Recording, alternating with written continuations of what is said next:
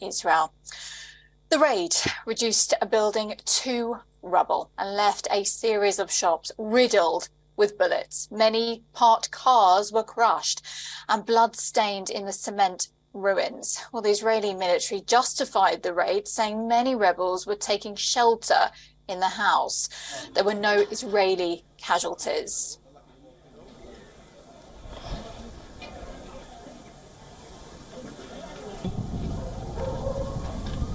بيوت تانيين سيارات محلات.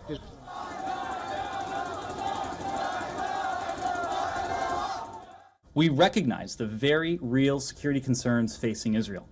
At the same time, we are deeply concerned by the large number of injuries and the loss of civilian lives. We had productive conversations in recent days with the parties and U.S. regional partners in support of efforts to prevent further violence. We are deeply concerned that the impact of today's raid could set back efforts aimed at restoring calm for both Israelis and Palestinians. Well, for more on the situation, we will get to our correspondent right now who's on the scene, Jody Cohen. Jody, a terrible, heinous situation there. And again, no resolution. This violence just keeps on occurring. What's the latest? What do we know? Hi, Katie. Yes, so this does appear to be a deadly cycle of violence, as you've indicated.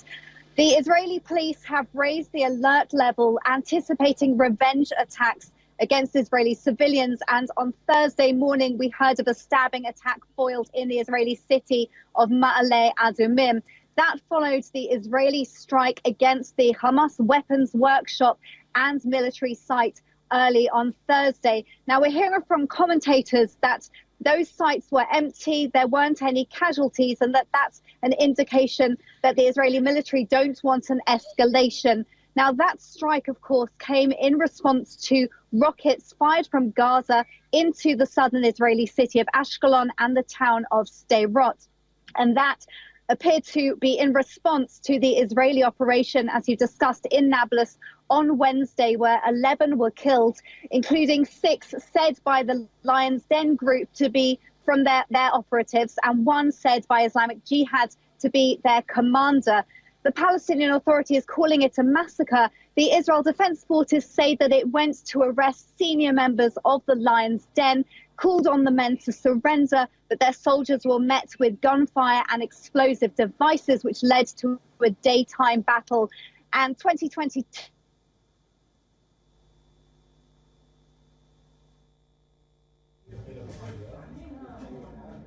Okay, we just lost our correspondent, Jody Cohen.